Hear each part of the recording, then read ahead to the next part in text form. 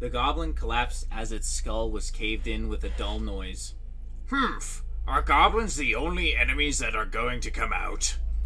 The high priest of Alda, the god of law and fate, hurled abuse at the goblins as he beat them to death with his favorite mace. High Priest Gordon, is it not likely that the Dampier either escaped with his vampire father or was buried alive when that cave collapsed? So said one of the holy knights under his command, but Gordon was not satisfied. Bormark Gordon was originally a commoner, but he was now a great man who had climbed to the position of high priest by his 30s using his faith, physical strength, and his magic of the life and light attribute. Now he had a burning obsession with exterminating vampires, lamias, Scylla, and the other monsters that Vita had given birth to. Alda, the god of law and fate, is the only one with authority in the world of Lambda, and he has determined that the mere existence of these creatures is evil. It is our duty as his followers to destroy them. Like the other zealous followers of Alda, Gordon earnestly believed this with no doubts. He felt no shame in having killed the Dark Elf or in his current task of hunting down her Dampier son. He was proud, believing that his actions were those of justice. For that reason, he had been conducting a very thorough search of this small forest to find the Dampier, but the search had run into problems. Unable to contact the hunters, who had sold out the Dark Elf to lead them through the forest, he had hired other hunters and joined forces with the feudal lord's knights, but they had only encountered wild animals like wolves, bears, and boars, and the occasional weak monsters like goblins that came out to attack them. 5 days after they had began their search, they discovered a cave that someone appeared to have been living in that had collapsed, but they hadn't been able to find the Dampier's corpse. Gordon had thought to dig out the whole cave, but had no choice but to give up on that idea because of the risk of it collapsing on top of them. If they had a construction specialist or a dwarf miner at hand, it would be a different story. But there was no demand for a construction specialist in the area right now, so they were unable to hire such a person. The reason they continued searching the forest for 2 more months despite this was that the hunter that had sold out the Dark Elf and 2 of his friends had simply gone missing after setting out to hunt the Dampier. 3 hunters who were all familiar with the geography of this area had all gone missing. On top of that, their corpses still hadn't been found. Gordon's intuition told him that this was not the result of some coincidence or unfortunate accident, but something had taken revenge on them. The Dampier in question is apparently still a baby, but it's not out of the question there was a reported incident in the past where a 3-year-old Dampier slaughtered a party of D-class adventurers. Giving up here would mean allowing evil to take root and grow in the future. He had to hunt the Dampier down and turn him into ash. High Priest Gordon, it is impossible for us to make our search of the forest any more detailed than we have already done. Baron Bastero has withdrawn his knights already as well. However, not everyone shared Gordon's zeal or saw the impending threat that he did. The feudal lord, Baronet Bastero, had dispatched 5 knights and half of his soldiers to help with the search, but now he grimly refused to offer any help. He could not allow the soldiers and knights that were needed to uphold public order to spend too long searching this forest. In fact, he criticized the continuation of the search, asking, "Is there no other work that the High Priest could be doing for other people?" I know the inhabitants of Evvigia have expressed their discontent. This forest was an important source of resources for the people of Evvigia, and the high priest had told them, "You cannot enter the forest while we are searching for the Dampier, as it is too dangerous." It was only natural that the people of Evvigia were unhappy about being unable to enter the forest for 2 whole months. No, it is not only the people. The adventurers are not happy either. Well, they are F-class and E-class adventurers of no importance. They are taking the complaints to the guild, saying that they are having their work taken away from them. The monsters such as goblins that the adventurers received payments to exterminate had heavily decreased in population during Gordon's search of the forest. Of course, this resulted in a sharp drop in the income of those adventurers. In addition, Evbegio was a central point of commerce between villages and towns, so there were many merchants and wealthy travelers requesting escorts. But as the adventurers accepted those requests, there were less adventurers operating inside Evbegia itself. Naturally, the Adventurers Guild was not pleased by this. Baronet Bastero didn't approve of the number of adventurers decreasing either.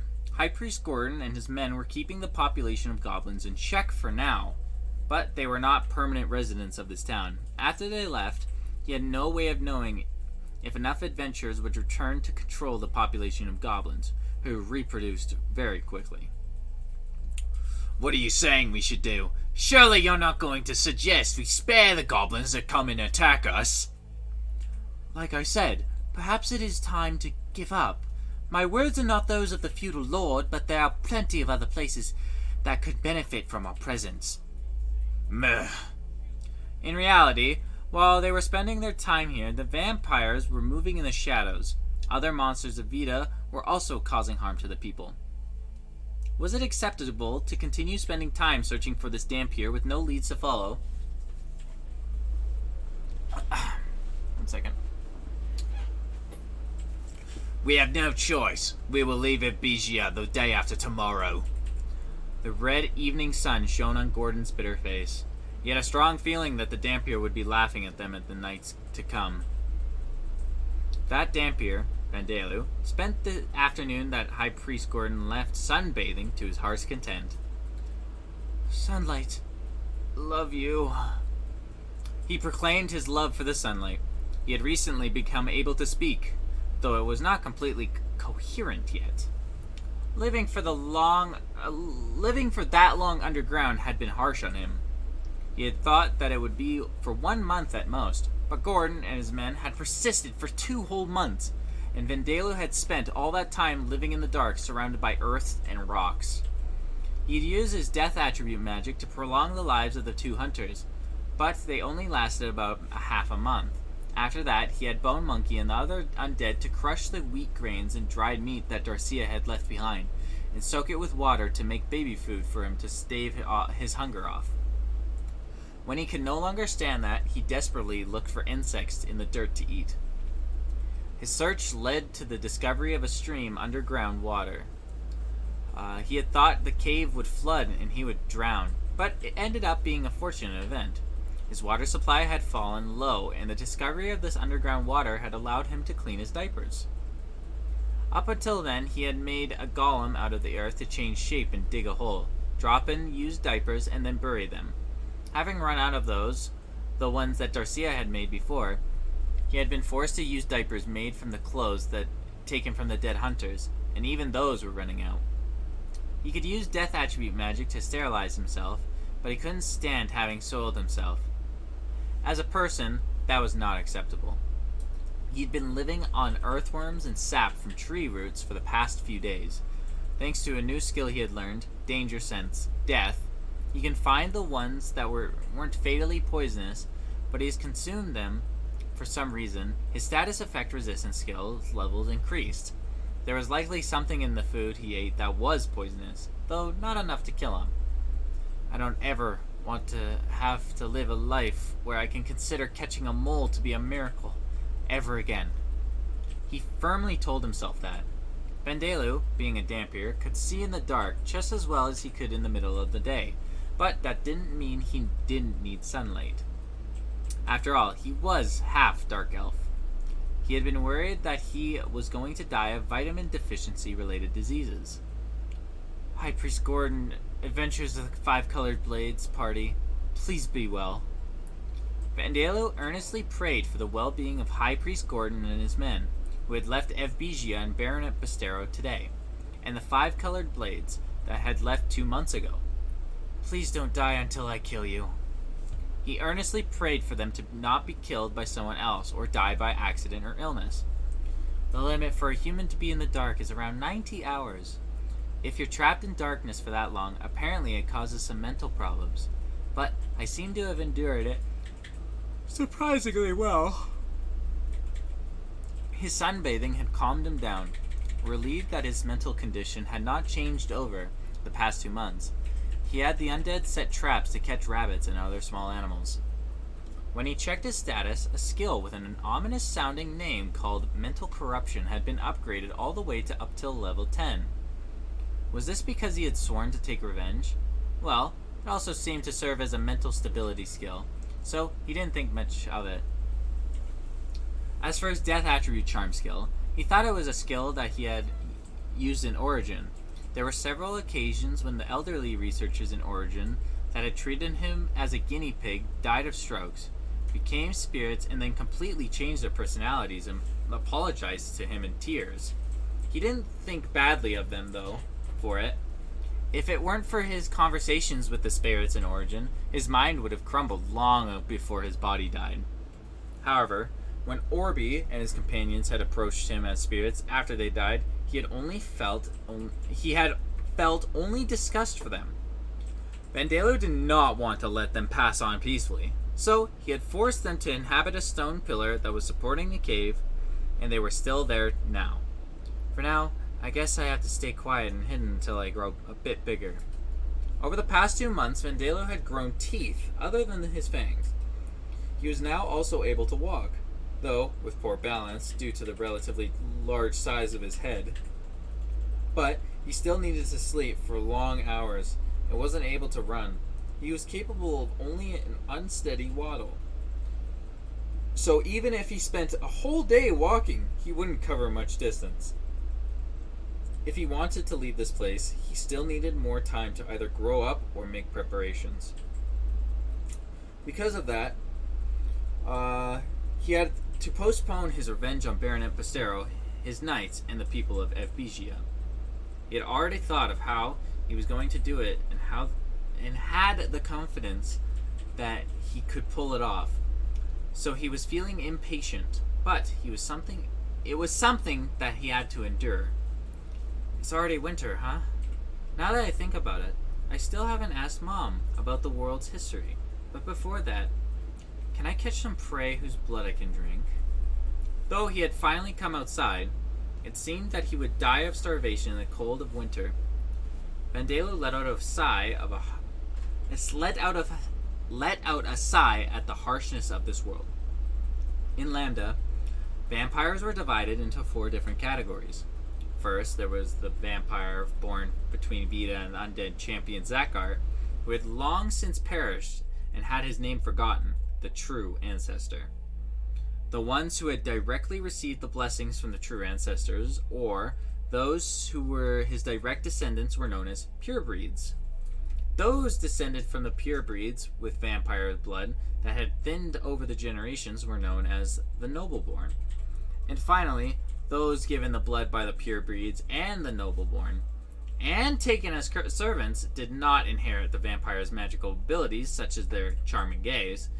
They inherited only their physical abilities, such as their superhuman strength and regenerative capabilities. They were known as the subordinates. Generally, the closer a vampire was related to the true ancestor, the stronger their powers were. But vampires had considerable individual differences. So, some subordinates who were even more powerful than the noble-born vampires also existed. The common features among all vampires were their weakness to sunlight and the anti-undead life attribute magic taught among the followers of Alda. The other features was the need to drink blood to sustain themselves. Vandello's father was a purebreed subordinate. He wasn't even one of the exceptional ones that were stronger than the nobleborn. He was simply a normal human who had been turned into a subordinate. His name was Valen. He had originally been a thug living in the slums. The only thing that was not ordinary about Valen was his resistance against the sun. He had been even more resistant to the sun than most humans, so his pure-breed master valued him highly. He had ordered Valen to carry out various tasks and gather information among the people. That was when he met Darcia. Just like in old love stories, the two of them had fallen in love at first sight. However, In the modern age, vampires were also divided into two factions. There were the conservatives who continued to believe in Vita, who had been defeated by Alda, and the extremists who had converted to follow evil gods. Oh, Meowth. Sorry about that. The latter overwhelmingly outnumbered the former. If Valen's master had belonged to the conservatives, there wouldn't have been any problems with the love between him and Darcia.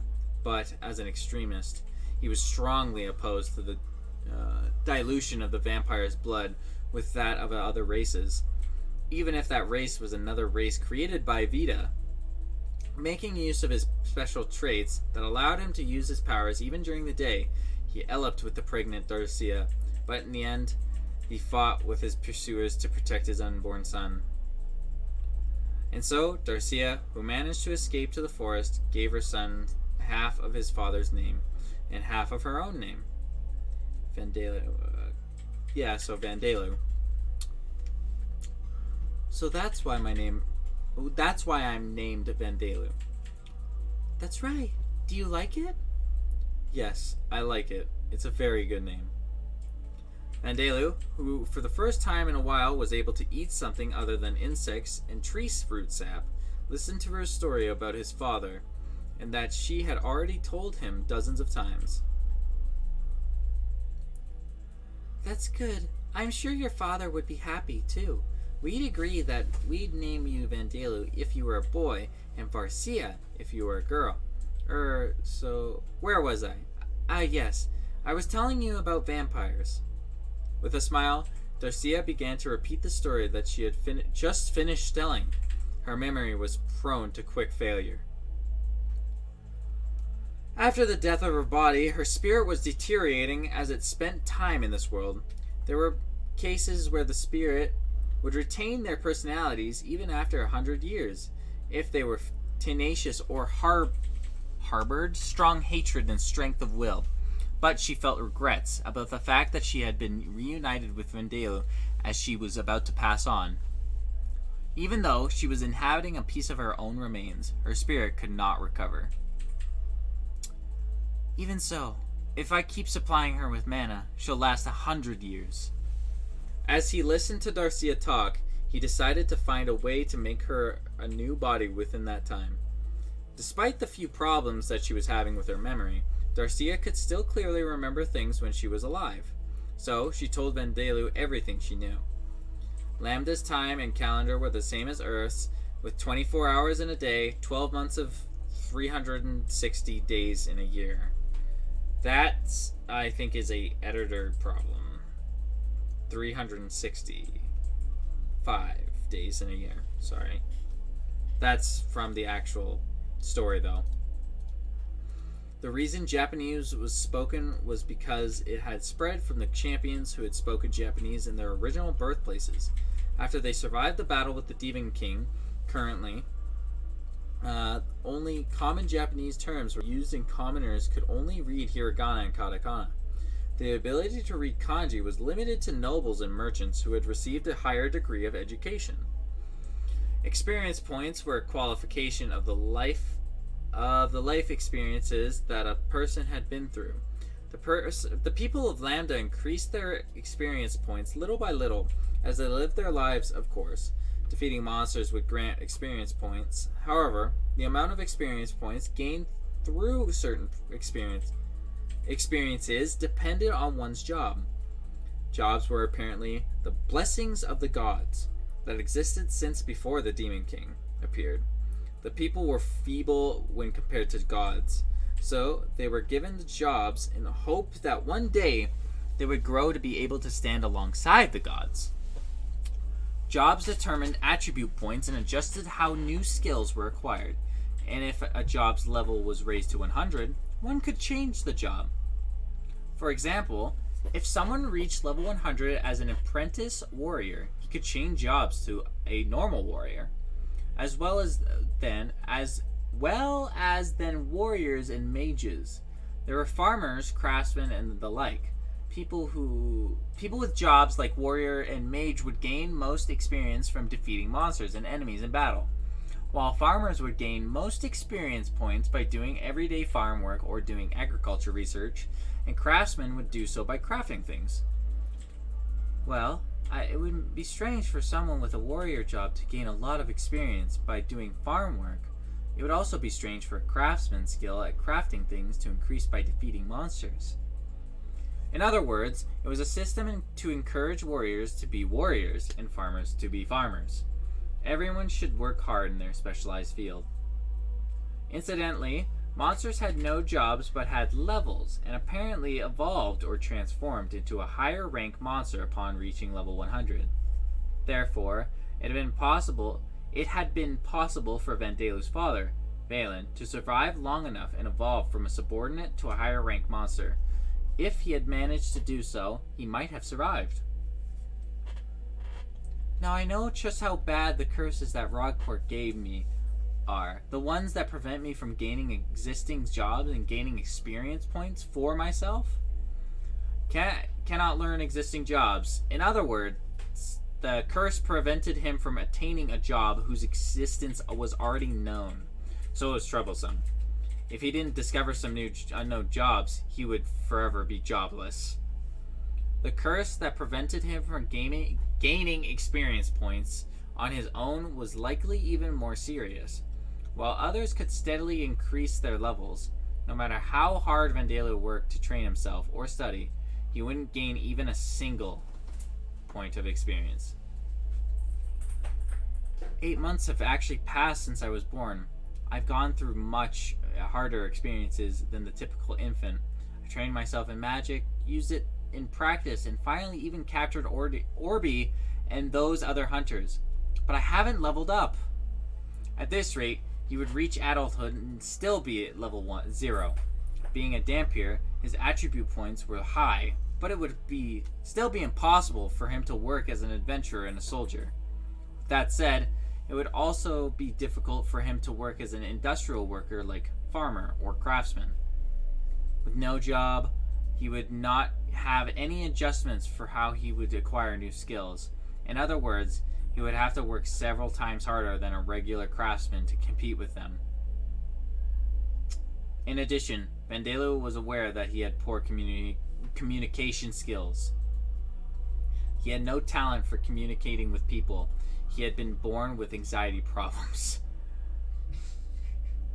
The more I think about it, the more I get the feeling that I've been cornered in this life. I'll stop thinking about it for now then. Let's go to sleep. They say that sleeping children grow up well.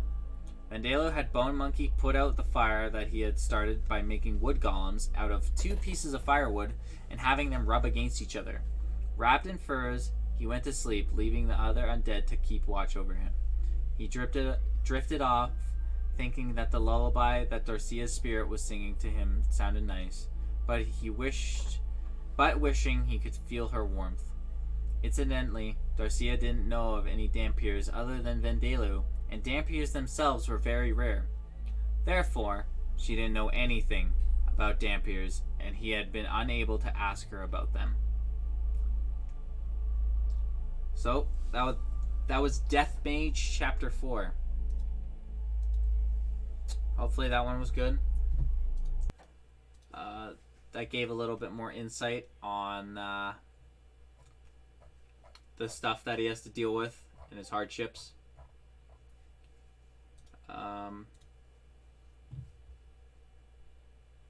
Also, Gordon is a piece of shit. Yes. And we're gonna see what he does to Vandelu. When's the next chapter? Tomorrow. So that's all for tonight. Thank you for watching, and my YouTube video for the chapter 3 will be posted tonight. So go check it out if you haven't caught up. So good night.